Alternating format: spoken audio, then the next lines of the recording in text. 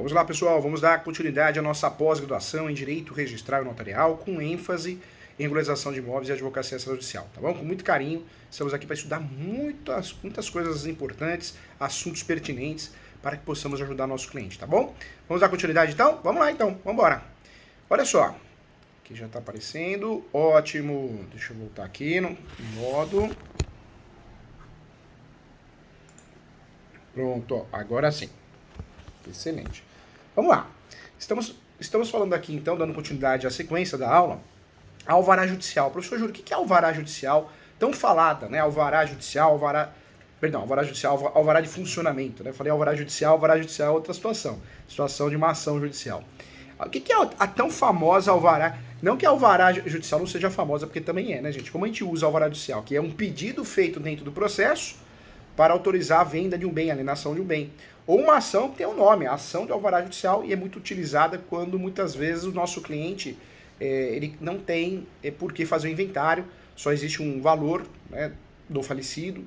Então o herdeiro, o único herdeiro, pode ser um único herdeiro, pode ser vários herdeiros, eles vão fazer alvará judicial substituindo o inventário, porque não existe a necessidade em virtude do bem de pequeno valor ou a pequena quantia depositada em conta poupança, conta corrente, FGTS. Então, alvará judicial é muito utilizado, sim, no contexto do direito das sucessões. Falando do alvará certo, que é o alvará de funcionamento, né, que interessa para nós, o que é esse famoso alvará de funcionamento da prefeitura? Então, nós terminamos o último bloco falando sobre esse alvará. Esse alvará é uma autorização, é um documento que autoriza a empresa a exercer suas atividades em determinados locais de acordo com as regras estabelecidas municipais. E esse alvará, né, de funcionamento, ele é concedido pela prefeitura ou um órgão governamental municipal que a prefeitura tenha delegado, tá? Então, é muito importante saber o que é alvará judicial quando nós lidamos com regularizações administrativas, tá? Então, um ponto importante. Qual é o passo para a emissão do alvará de funcionamento? Né? O alvará de funcionamento, não esqueça o judicial. O professor guardou o alvará judicial porque o professor fez uma ação de alvará judicial e fiz a conferência ontem, ficou com a minha cabeça, mas é o alvará de funcionamento. O passo a passo para a emissão de alvará de funcionamento pode ser feito pela internet, via formulário eletrônico ou presencial também em alguns municípios. Alguns municípios já não fazem mais presencial. A empresa, né, o representante, o patrono, seja o advogado, advogada, ou quem tem essa função, deve seguir as normas de zoneamento urbano. O grande contexto aqui, o grande fundamento são as normas de zoneamento urbano e o código de obras, né, ou código de posturas do município. Então podemos chamar de normas de zoneamento urbano, anota aí. Um alicerce, né, do direito à regularização de imóveis municipal ou administrativo. Normas do zoneamento urbano, anotou? Você tem que conhecer. Quando você vai atuar naquele município, na regularização administrativa, você tem que conhecer. Então, as normas de zoneamento urbano. E também o código de obras ou o código de posturas do município, como é chamado também, onde está localizado para a emissão do documento. Separamos todo o processo, gente. Vamos falar didaticamente, em 5 passos, que eu acho que fica muito mais fácil de você entender e explicar para o seu cliente. Quando você vai fazer uma regularização, nós já falamos aqui que nós temos 3 ferramentas para regularizar um imóvel na prefeitura. A automática, declaratória e a comum. Agora estamos falando de outro assunto, alvará de funcionamento, hein? Eu estou explicando passo a passo como que você vai fazer isso. Lembrando que esses serviços têm precificações diferentes, né? Hoje, uma empresa que faz alvará, faz o acompanhamento para emissão de alvará de funcionamento, o valor é de pelo menos 5 salários mínimos, gente. 5 salários mínimos, até 10 salários mínimos, dependendo do comércio. Dependendo também, dependendo do tamanho da empresa, né? Então, de 5 a 10. Isso a gente está falando os comércios pequenos, né? Se você pega uma grande empresa, precisa de um alvará que tem mais dificuldade, eu já vi honorário sendo cobrado de 50 mil reais, 100 mil reais para conseguir esse alvará. Principalmente essa situação de alvarás de boates, né?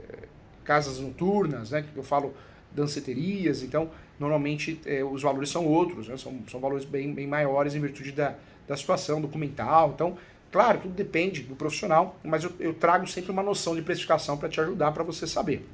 Professor Júlio, estou cobrando muito abaixo disso, está fora de mercado. Estou cobrando muito acima, está fora de mercado. Então, cuidado, a precificação é algo que eu procuro sempre trazer nas minhas aulas, porque é importante você ter noção que hoje uma regularização em relação à emissão de um alvará de funcionamento ela custa no mínimo 5 salários mínimos. Pode chegar até 10. E isso estamos falando do quê? De comércios pequenos, né? Quando nós falamos de estabelecimentos específicos, os valores são outros, hein? Então tem isso aí. Olha que mercado que nós temos para atuar. Que legal, né? Que bacana. Então vamos separar aqui, gente, 5 passos para facilitar e ajudar você em relação ao pedido de viabilidade e as exigências para emitir o alvará de funcionamento, tá? Então o que você precisa? Vamos lá, o professor Júlio vai te ajudar. Com base aqui, com base em diversos códigos, com base em diversas prefeituras, eu gostei muito desse cronograma, por isso eu trouxe ele para você. Primeiro, entrar com o pedido de viabilidade. O primeiro passo é entrar com o pedido de viabilidade. Viabilidade tem que ser feito, não tem outra forma, né? Tem que andar. O empreendedor, o comerciante, o empresário, precisa se informar sobre a viabilidade do endereço para a empresa. Nós sabemos, São Paulo, Rio de Janeiro, existe ainda uma situação melhor, mas o professor que tem faculdade lá em Tocantins, né, gente, tem regiões que você não pode ter comércio, né? Então precisa tomar muito cuidado. Então, o primeiro passo é verificar a viabilidade, depois fazer o pedido. Depois, segundo passo, para conseguir o alvará de funcionamento, definir o tipo jurídico da empresa. Isso é fundamental, né? É a forma como a empresa vai exercer a atividade. Você tem que definir o tipo jurídico da empresa. Uns dos mais comuns para pequenas empresas é a EIRELI, né? Sociedade limitada, sociedade simples, mas tem que definir. Terceiro passo, definir o endereço para o negócio, e aí sim vai ser feito o levantamento se naquele endereço é possível ter aquele tipo de comércio, abrir aquele tipo de comércio, tá? É preciso levantar essas considerações, as necessidades do tipo de negócio na prefeitura. A aprovação do imóvel, né, da alvará de licenciamento, vai influenciar na liberação do alvará, você saber se o local é possível você fazer ou não aquele tipo de comércio. Eu trago uma quarta situação que muita gente não esquece, não lembra, mas também é importante classificar as atividades exercidas pela empresa, né? E elas são identificadas no CNAE. O CNAE é o que você presta de serviço, é o cadastro. Então, também é importante a prefeitura, para conceder um alvará de funcionamento, ela exige que esteja atualizado. Normalmente, quase sempre, nós temos que fazer isso, essa atualização. 5. Solicitar a emissão do alvará de funcionamento. E aí nós vamos verificar e integrar, vamos acabar entregando todos os documentos necessários para conseguir esse alvará. Tem alguns documentos a mais, outros a menos, dependendo do município, da prefeitura e do tipo de comércio ou tipo de empresa, tá? Então, ponto importante. Quais são os requisitos para obter o alvará de funcionamento? Então, vamos lá.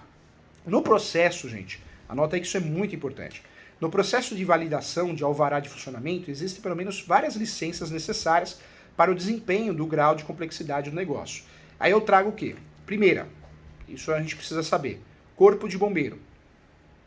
O órgão verifica as normas de segurança e sinaliza quais são as adequações necessárias e para que o local possa funcionar, ok? Depois, licença ambiental. Gente, anota aí. Falei do primeiro Corpo de Bombeiro, mas também é importante bater um papo, conversar sobre licença ambiental. A licença ambiental é exercida por diversos órgãos municipais e estaduais do meio ambiente e do IBAMA, né? Âmbito federal. E esse documento costuma ser exigido por indústrias metalúrgicas, mecânica, têxtil, vestuário também, né, gente? Madeira, química, obras cíveis, transporte, turismo, atividades agropecuárias e outras, né? Então, licença ambiental é expedida por diversos órgãos municipais e também estaduais, não vamos esquecer do estado, de meio ambiente, e eu trago como um grande exemplo o IBAMA no âmbito federal, tá bom? Outro ponto também, não podemos esquecer, anote aí a licença sanitária, né? A licença sanitária. A licença sanitária também depende da aprovação da Anvisa ou da Vigilância Sanitária da região e é obrigatória para empresas que trabalham com a venda de alimentos, cosméticos, né? Também produtos de higiene, perfumes, medicamentos, insumos farmacêuticos, saneantes, né? E produtos também de saúde, tá? Mais uma que eu trago para você é os produtos de origem animal também. Nós temos aí a participação, a fiscalização. Ela é concedida assim pelo Ministério da Agricultura, Pecuária e Abastecimento também, voltada para as empresas que produzem produtos de origem animal, com consumo humano também. Além disso, atividades consideradas de alto risco e deve remover o contexto, né? Então, interessante. E quando eu falo remover aqui, o seu alvará de funcionamento com maior frequência, ele é facilmente removido. Então também tem um acompanhamento de produtos de origem animal. Mais uma também que você tem que anotar aqui, os produtos químicos, né, controlados, né, de responsabilidade da Polícia Federal. Os produtos químicos controlados, atividades relacionadas por produtos controlados. Tem uma lista composta aí, pelo menos 146, hein, gente? Então, produtos químicos são controlados pela Polícia Federal. Quais são os documentos, agora sim, muito importante, quais são os documentos necessários para obter o alvará de funcionamento? Gente, vamos lá, anota aí, passo a passo, hein? A nossa pós é isso, passo a passo. Vamos lá, vamos juntos. Assunto muito importante, assunto que vale dinheiro, hein? Isso aqui, o professor está te explicando como fazer o passo a passo de regularizações, diversas regularizações. Nesse momento, regularizações administrativas. E nesse momento, estamos focando no alvará de funcionamento. Esse serviço vale muito dinheiro. É muito importante você ajudar os seus clientes. Então, presta atenção nessa aula, tá? Presta atenção, porque isso aqui é dinheiro, hein? Se não prestar atenção, você está perdendo dinheiro. Ou vai orientar o seu cliente errado. Vamos lá. Quais são os documentos necessários para obter o alvará de funcionamento? Gente, vamos lá. Primeiro, hein? Planta do imóvel, onde você pretende abrir o seu negócio. Então, a planta ela é exigida por todos os municípios, todos os departamentos, órgãos, entes federativos. Cópia do IPTU pago. Cópia do IPTU pago. CPF e RG originais ou cópias da pessoa responsável pelo negócio. O setor quadro e lote, também chamado de SQL, do imóvel. E a escritura do imóvel, né? E o contrato de locação, se for o caso. Claro que outros municípios podem pedir outros documentos, ainda outros documentos. Isso é muito comum, viu? Mas isso aqui é o básico, é o feijão com arroz. A maioria dos municípios solicitam isso. Inclusive, São Paulo solicita isso, Rio de Janeiro também, Rio Grande do Sul, nós estamos falando também de Porto Alegre, né, dentro do estado do Rio Grande do Sul. Então, são os documentos comuns e solicitados para que a gente consiga obter o alvará judicial. Oh, meu Deus do céu, o alvará judicial sai da boca do professor, o alvará de funcionamento. Né? Então, alvará de funcionamento, nós vamos conseguir com esses documentos. Vou repetir a nota aí que é importante, hein? São documentos que você tem que pedir para o seu cliente, ele tem que ter. Ah, professor, ele não tem a planta, então vai ter que fazer. Vai ter que fazer. Vamos lá, planta do imóvel onde você pretende abrir seu negócio. 2. Cópia do IPTU pago. 3. CPF e RG, originais ou cópias, da pessoa responsável pelo negócio. 4. O setor, quadro e lote, também chamado de SQL, do imóvel. 5. Escritura do imóvel e contrato de locação, se for o caso, ok? Então, esses são os documentos para que a gente consiga solicitar, requerer e obter o alvará de funcionamento. Alvará de funcionamento, alvará judicial, não esquece o alvará judicial, o professor falou aqui algumas vezes alvará judicial, tá? Alvará de funcionamento. Existe um serviço eletrônico para a solicitação desse alvará, dentro do site da cidade de São Paulo, mas outras prefeituras também. Pode ser que uma região ou outra você tenha que fazer isso de forma física, se o sistema não estiver funcionando. Eu fiz uma cidade recente, de Itajubi, eu tive que fazer de forma física, porque o site não tinha até o campo eletrônico, mas não consegui fazer. Eu tive que fazer a diligência até a cidade e fazer de forma física mesmo, tá bom? Legal, né? Caminho das pedras aqui, hein? Vamos lá, quero trazer outros pontos importantes para você tem que saber. Os tipos de variação do alvará de funcionamento, né? Tem variações. Ah, o alvará de funcionamento é tudo igual, professor Júlio. Não é não. Tem variações. Vamos bater um papo sobre isso? Você tem que saber, tem que dominar para poder ajudar o seu cliente, hein? Então, vamos lá? Vamos juntos? Anota aí. Ah, todo alvará de funcionamento é tudo igual, professor Júlio. Não, não é tudo igual, não. Você já sabe agora quais são os documentos, como dar entrada. Agora você precisa saber dessas variações para poder dominar o assunto. E aqui na pós é isso. O objetivo é aprofundar mesmo, tá? Vamos lá, vamos conversar aqui, ó.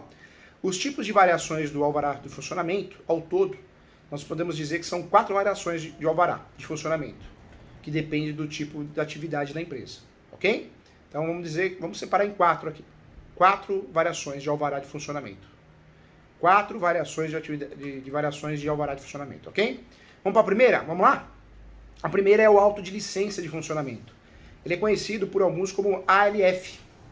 Ele é válido para imóveis não residenciais, com instalação de atividades comerciais, industriais ou de serviços, tá?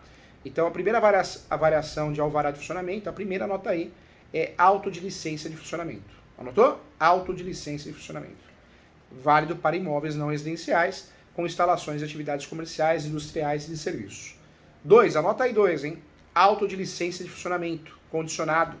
2, auto de licença de funcionamento condicionado, conhecida também como ALFC.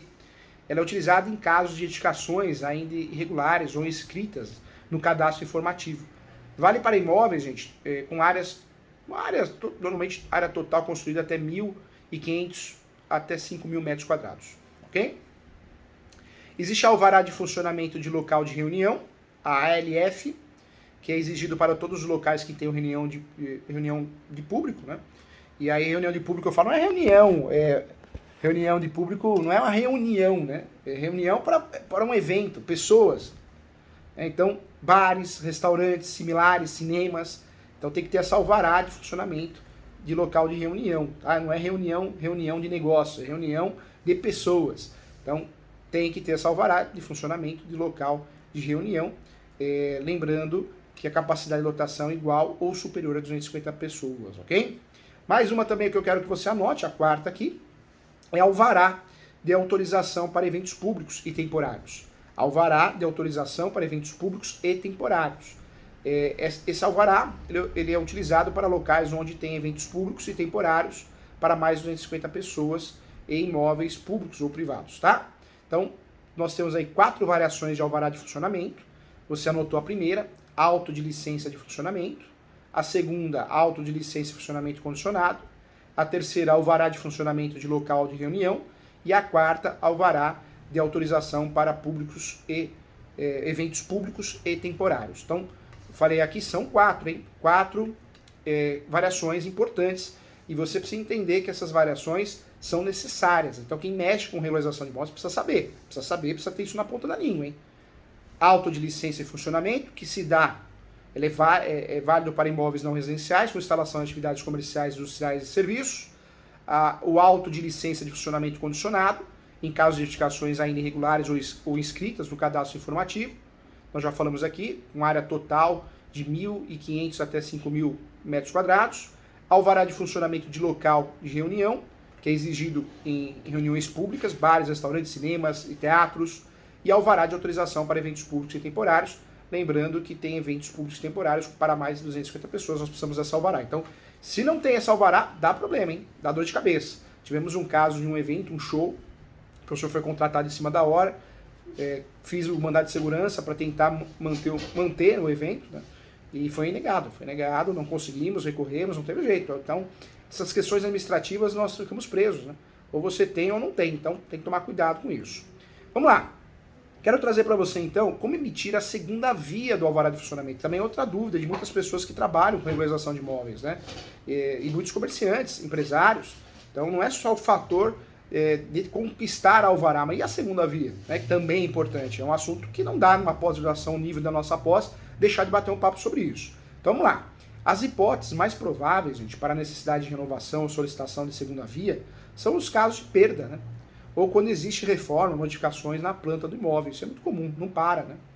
Da mesma forma que a solicitação obedece às exigências de cada região e acontece com a emissão da segunda via. Deixei bem explicadinho para você no material, hein? Vamos lá, então é necessário sim você entrar no site da cidade, no município, para verificar as orientações, muda muito, isso é muito dinâmico. Vai fazer a explicação do motivo que você quer a segunda via, mas é muito simples, hein? É muito mais fácil conseguir a segunda via do que você conseguir o alvará, né? Então é muito tranquilo. É possível que exista uma taxa, normalmente tem. Alguns municípios cobram R$15, outros 18. Tem um município, que eu não vou falar o nome, mas cobra R$89. Então tem uma diferença muito grande de município para município, tá? Mas tem uma taxa que você vai pagar e o preenchimento do documento deve ser feito de forma eletrônica, normalmente, ou entregue no órgão de forma física, tá? Dependendo da situação, a segunda via poderá ser recebida até por e-mail. É muito comum isso acontecer, eu marquei aqui para você também, para ficar bem fácil explicar. Mais uma que eu queria explicar para você, quais são os riscos de não ter um alvará de funcionamento, gente? Eu vou trazer um exemplo de São Paulo, da cidade de São Paulo. A penalidade, ela varia muito de município para município, mas é mais ou menos padrão, tá? Normalmente nós temos um acréscimo aí do dobro em alguns municípios. A penalidade para empresas que não têm o documento pode ser o fechamento do estabelecimento, que aí é terrível, né? Fechar mesmo o estabelecimento, ou a multa. O valor não é único e pode variar de acordo com a situação do tipo de comércio, tipo de estabelecimento e município. A taxa também pode ser cobrada durante vários meses, hein, gente, ultrapassando o valor de R$ 2.000. Teve um caso interessante na cidade do São José do Rio Preto, lembrei.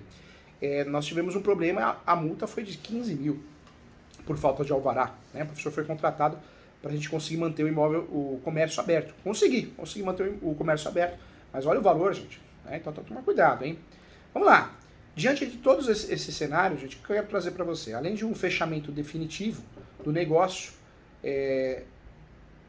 que pode gerar, né, a falta de alvará, a multa, né? A multa. Mas também já tivemos casos também em São Paulo e Guarulhos também, Osasco. A falta de alvará ela gera, e já aconteceu com o mercado, o qual o professor advogou, apreensão dos bens e mercadorias, né? Então pode acontecer também. O empresário fica sujeito aí ao cancelamento também do registro profissional. Então você vê, não é só a multa, é o fechamento definitivo do negócio e a apreensão dos bens e mercadorias, e além do cancelamento do registro profissional. Então olha a dor de cabeça aí, olha a dor de cabeça. Quais são as vantagens de obter o alvará judicial? Sem dúvida nenhuma, né, gente? Eu marquei aqui para você, sem constar estar livre de risco, dor de cabeça. Principalmente nós sabemos que tem muito risco de você talvez ter um município, um fiscal um corrupto, alguma coisa assim, né? Sempre respeitando os bons profissionais. Mas pega um fiscal que exige dinheiro, valores, então é dor de cabeça na certa. Então, você quando você tem o alvará de funcionamento, esquece o alvará judicial, o alvará de funcionamento, sem dúvida nenhuma você foge de diversos riscos e dores de cabeça, né? As vantagens elas começam pela segurança na atuação dentro da lei, acho que sem dúvida essa é a primeira vantagem. Você não precisa ficar receoso de tomar uma multa, ter o estabelecimento fechado, né? É paz, e nada compra a nossa paz. Em termos de segurança, eu coloquei aqui para você também no material, proporciona ao cliente e todos os outros frequentadores, né? Frequentadores, tranquilidade, né? Porque não vai ter fiscalização na hora errada, no momento errado, então isso é muito importante. Então marquei para você aqui. Vamos lá, eu quero trazer um exemplo aqui, uma lei, tá, de liberdade econômica, o que mudou no alvará de funcionamento. Com essa lei, e a nossa pós é muito atualizada, é uma lei que não é tão nova assim, já faz alguns anos, mas ainda ela é nova pelo fato das pessoas desconhecerem. Tá? Então, nós tivemos a lei 13.874, essa lei ela ficou conhecida como a Lei de Liberdade Econômica, ela foi sancionada pelo presidente Jair Bolsonaro, e dispensa, na verdade, até hoje, né? Não dispensava, não é no passado não, até hoje, dispensa o alvará de funcionamento para empresas que atuam com atividades de baixo risco, como costureiras, sapateiros. Então é uma lei de liberdade econômica, essa lei, você que é advogada, você que é engenheiro, você que trabalha com regularização de imóveis, corretor de imóveis, sabemos que nós temos muitos alunos corretores, alunos também cartorários, então essa lei é uma lei que é a lei do momento, né? Ainda que é a chamada Lei de Liberdade Econômica, vem caindo em muitos concursos públicos, mas para nós interessa aqui na prática, que é uma lei que libera, né, desvincula, dispensa o alvará de funcionamento para empresas que atuem com atividades de baixo risco, e aí nós trago como exemplo costureiras, sapateiros e alguns casos também mecânicos, né, dependendo do gênero mecânico, elétrico, também autoelétrico, então é bem interessante também.